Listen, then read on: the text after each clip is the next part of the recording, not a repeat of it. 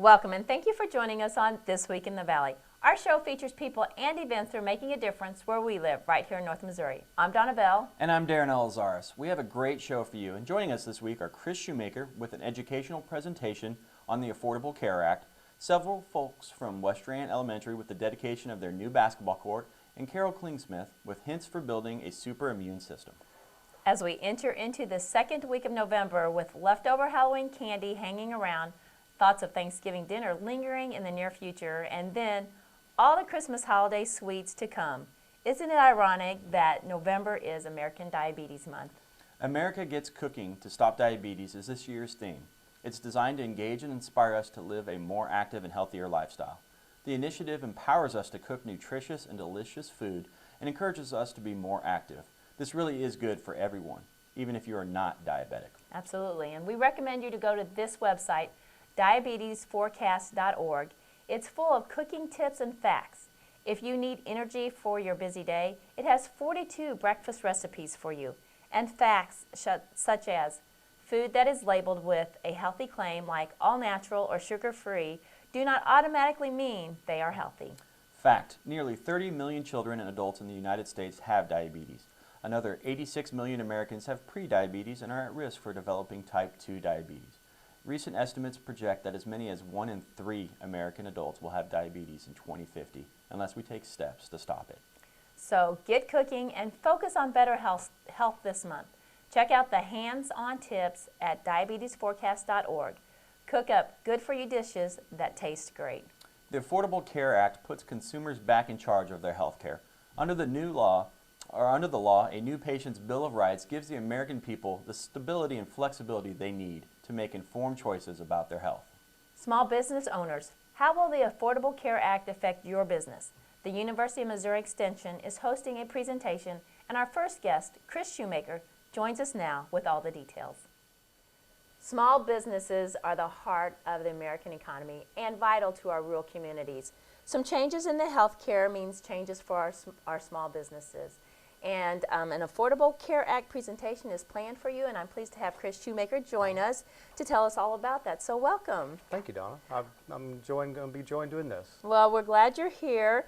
So tell us a little bit about what you do for the University Extension, Missouri Extension.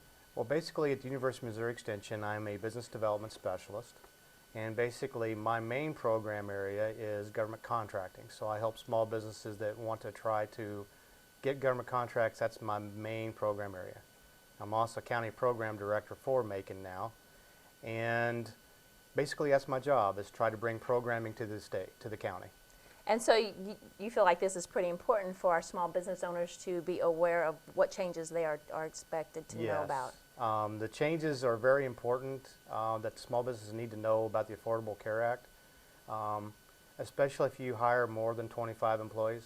So that's the key. It's 25 full-time employees. Yes, because we're hearing that if you have less than 50, you're okay. That's not necessarily the case, because there are mathematic issues that can affect you. So if you had 35 employees, but you work them so many hours, then they could be considered basically over 50 full-time equivalency. And if you do that, then you need to know that for your actual situation, because then you've got possibility of repercussions if you don't do something. So this is a really important presentation. Tell us other things that will be shared at this meeting. Okay, we're actually going to with Charles Harlan. Charles Harlan is one of the business specialists in the state, along with Crystal Irons that came from the Southwest. They worked on this program for over a year, and basically with the university, lawyers and all that stuff, this program it's her curriculum, basically is what it is. Basically gives a small business exactly the information they need that's truthful and factual. So it's no hype, it's basically what you're going to have to do if this is the case and everything like that. So they're not going to be, all the information is factual.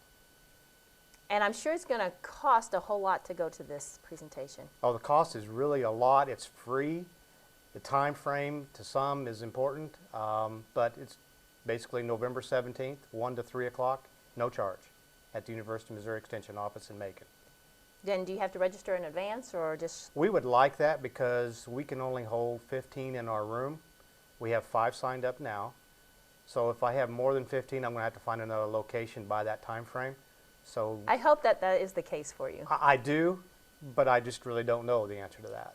Okay. All right. So it's November 17th. The registration. How do they register? Just call us at 385-2173 at the Macon County Extension Office. All right. All right. Well, are there other resources for small businesses if they're interested in learning about other issues? Is there a place they can go? Basically, we'll show them other resources and information to go to and where to go if they're needing help to actually help get insurance for their employees. So basically what you want to do here is to inform small businesses of what they're required to do. Correct. Our curriculum is basically giving the education piece they need to make an informed decision on their situations. So, all right. Well, it's all taking place November 17th from 1 to 3. Yes, ma'am. At the University Extension office, and that is located at? 514 East Briggs, and we're right behind Linda's Fashion or across the street from Bank Midwest. All right. And if the location changes, I'm sure you'll be... I'll try and get hold of you, Donna, to help us spread the word. All right. Absolutely. Okay. All right. Chris, thank you so much. Thank you, we appreciate it, and we hope it's a great success. Appreciate it. Thanks. Thank you, Chris. The University of Missouri is providing this information to help Missouri business owners make informed health insurance decisions. Hope you can make it to the meeting. The parent, teacher, student organizations work hard to make improvements to the school, and at Westran Elementary, the PTSO had a special dedication, and CVTV was there. We are at Huntsville at Westran Elementary School, where we've just had a dedication of a new basketball court. Join me is principal of Westran Elementary School, Mark Harvey. Mr. Harvey, tell us about the basketball court.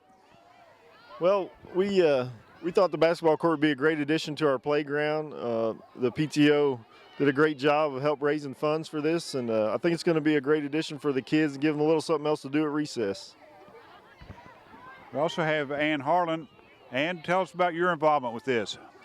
I was secretary of the PTSO last year as well as this year, and chair of the carnival, which was one of our fundraisers that helped fund some of the basketball court. And we worked with the staff, the teachers, and parents and community, and really put on an amazing carnival. And it was really fun, and we're on the heels of starting another one for this year. We also are with Blaire Harvey. Blaire, can you tell us what plans you have after this? What's next? Well, I will have to say we are really hoping to get PTO up and going, making it a lot bigger. That way we can raise a lot more funds to do a lot more bigger things for the kids, because this was a very big deal to them. They, of course, started last year talking about new playground equipment and stuff like that. So I would say that would probably be one of our biggest goals, is to get them some newer playground equipment. Well, it is a big deal, and we're glad to have been a part of it and help you record it. For CVTV in Huntsville, I'm Jim Walker. Ready? 1, 2, yeah!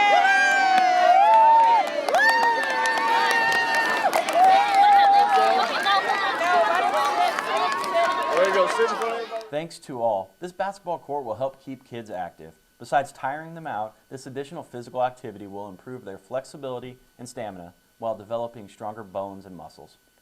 Our immune system defends the body against invasion from harmful bacteria, viruses, and other foreign agents. Without a healthy, functioning immune system, we put ourselves at risk of getting infections and developing allergies and chronic diseases. Our next guest, Carol Klingsmith, returns with another healthy living tip on hints for building a super immune system. This is Healthy Living, and I am Carol Klingsmith. In our last episode, we talked about Ebola and fear and how it could depress your immune system. And we talked about the very best way to avoid Ebola, any virus, any bacteria, any disease, is to strengthen your immune system and get it as strong as possible. So today I'd like to share with you 10 steps to supercharge your immune system. The first one we've talked about a lot of times before: exercise. Walking, dancing, gardening, any kind of exercise that you want. And you might say to me, but Carol, I can't even walk, let alone exercise. Then just incorporate some movement into your day. I would suggest not sitting more than 1 hour. So either lay down Or if you can walk, get up and walk into the kitchen. If you can't walk, exercise. Use your arms, do some movements with your upper body, move your torso, walk in place with your feet, anything to get you moving. There's been research that's shown that actually sitting can be as bad for you as smoking. So just make sure that you're moving and you're not sitting all day long. There's actually a DVD online called Cure Cancer Now, which I watched recently, and it's a really good DVD. But one of the doctors featured talked about exercise reducing your risk of cancer by 50%. That is big. So you could cut your risk of getting cancer or other diseases by 50% just by exercising. So another way to strengthen your immune system is sleep. Now the body is amazing. It's always amazing to me. If you give it the right tools, it will heal itself. It will do what it's supposed to do. When you sleep, the body repairs itself. If you don't sleep or you don't sleep well, then it's affecting your immune system because it can't repair what's wrong. And we're constantly being bombarded by viruses, by cancer cells. So we want to be able to sleep and heal. So ideally, if you can go to bed like 9:30 or 10, the body does a lot of healing between 10 p.m. and 2 a.m. That doesn't always work if you're a night or shift worker. But there are some other things that you can do. They're free and they're easy. Turn off computers, phones, TVs, at least an hour before you go to bed. Don't fall asleep with your TV on. Sleep in a cool room in complete darkness. The reason for the darkness is your melatonin, which is the hormone that regulates your sleep-wake cycle, is actually affected by light. So even if your bedroom is dark, you might have a bright, shiny clock over here. The street lights might be bright. Try to do things to darken that room. If you wake up because of pain, try to prop with pillows and see if that makes a difference. Sleep naked. Sometimes it's just the fact that your pajamas roll up under your arm and you're like trying to wiggle them back down to get back to sleep. Just toss them off. For some people, food actually affects sleep. So it may be such a thing that you need a snack. A protein snack about an hour before bed helps keep your blood sugar regulated through the night.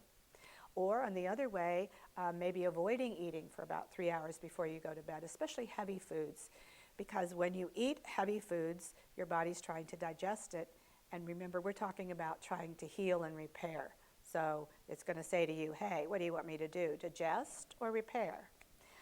So also cherry juice concentrate, we've talked about that before as a natural helping to increase your melatonin level. Remember that you want to check the ingredients and make sure it really is cherry juice concentrate, not just a juice or a drink of some kind.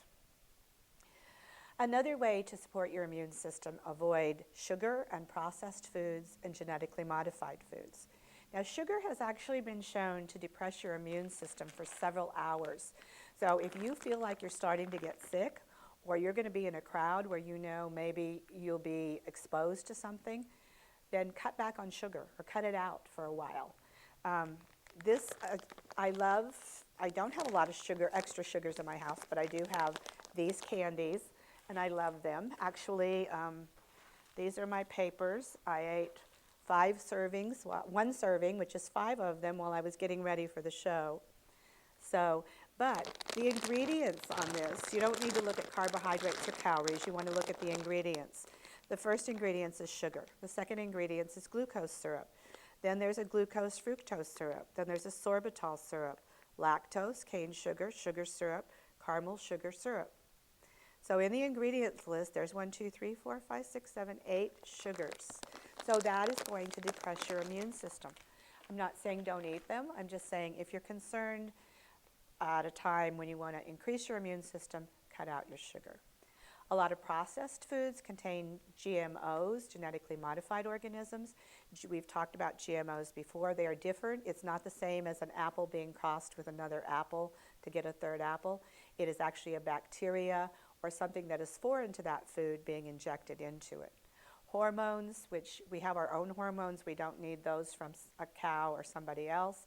And artificial ingredients, which really aren't even food and the body doesn't know what to do with it.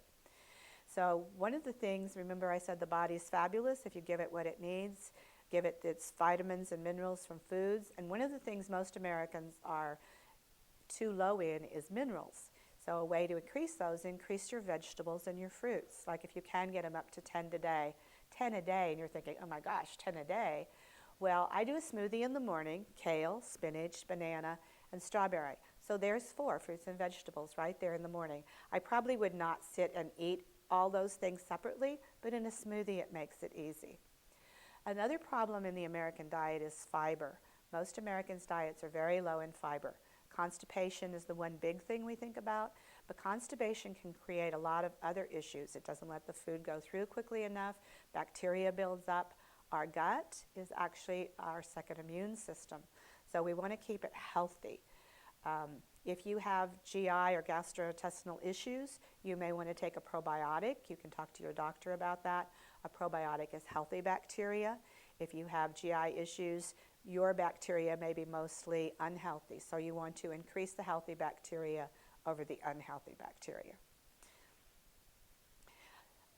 I said avoid GMOs, and if you are interested in why you're seeing that everywhere now, you can go to the Institute of Responsible Technology.org, and you can actually download an app there called the Non-GMO Shopping Guide, because GMOs are not labeled right now.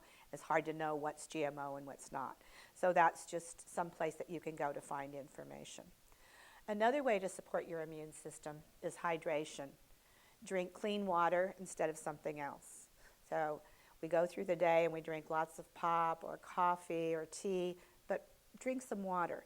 Some recommend half of your weight in water. So if you weighed 128 ounces, if you weigh 128 pounds, that half is 64 ounces. 8 ounces into 64 is 8 glasses of water. Now, if you eat lots of food containing water, like cucumbers, celery, watermelon, peppers, you may not need that much water. But dehydration is a very big issue, and the body is primarily water, so we do need to replace it. Sunshine. If you can get out in the sunshine, we're in Missouri, it's going into winter. So one of the things you can do is supplement with vitamin D3. I always recommend that people get their vitamin D3 levels checked annually, or because vitamin D is a fat-soluble vitamin. You can overdose, and sometimes people think, oh well, if I need a little, I need more. So find out your level, check with your doctor, find out what is good for you to take to maintain your level at a healthy level. Vitamin D3 has been shown to help prevent cancer and treat cancer, and also really, really boost your immune system.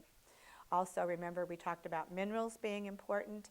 I know for me, I had my iodine checked because I had some issues and it was very low, so I take some supplemental iodine. Magnesium is another mineral that a lot of Americans, especially American women, seem to lack. So another way to support your immune system, change to non-toxic cleaning products and personal care products, and remove plastics from your life.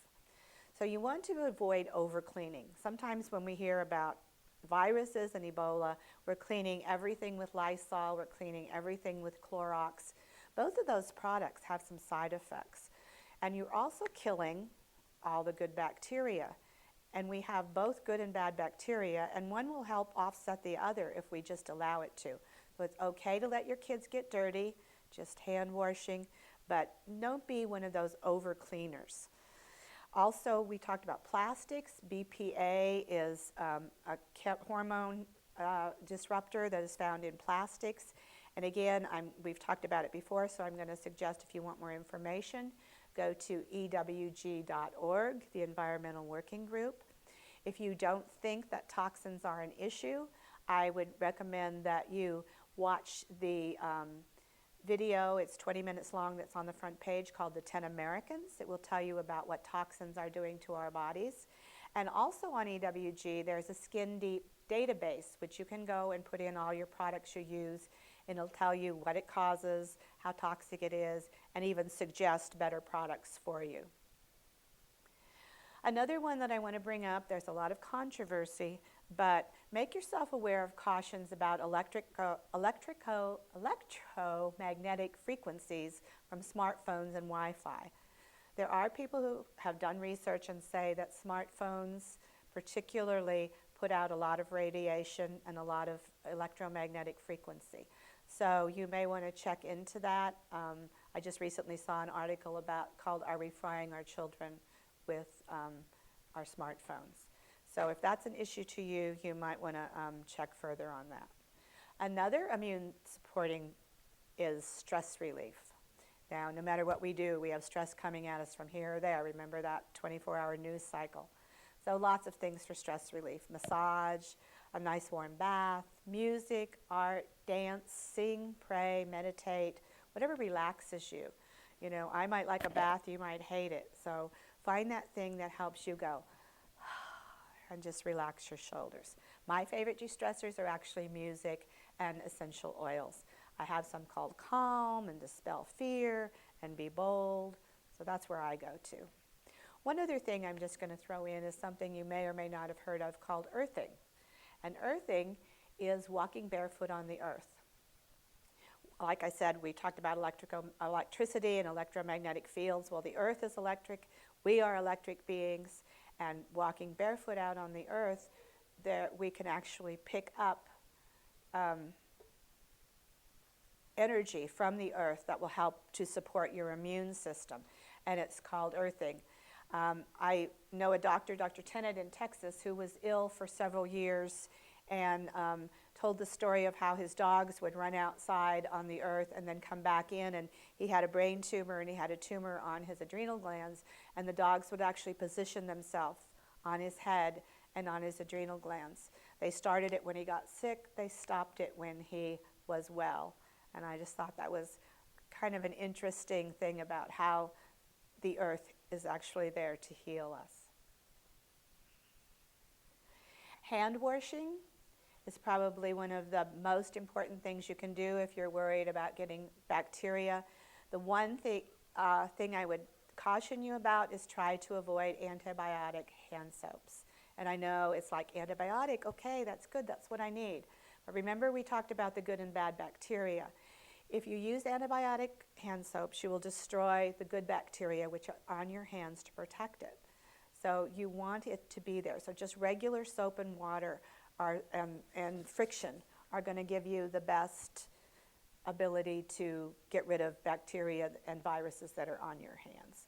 So next episode will be kind of a little unusual. We're going to visit a public bathroom and just kind of look at going through and keeping ourselves safe by washing our hands and things that we might do there. So I hope that you picked up something you could use today. I know I threw a lot of things out at you, and you may be things you've never heard of before. You're most welcome to contact me.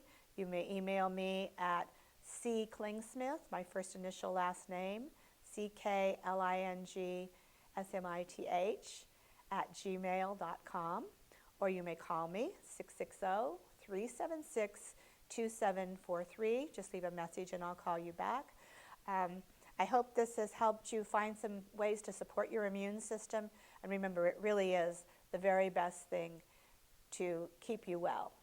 Hope to see you next time here on Healthy Living. It's Carol Klingsmith saying goodbye for now.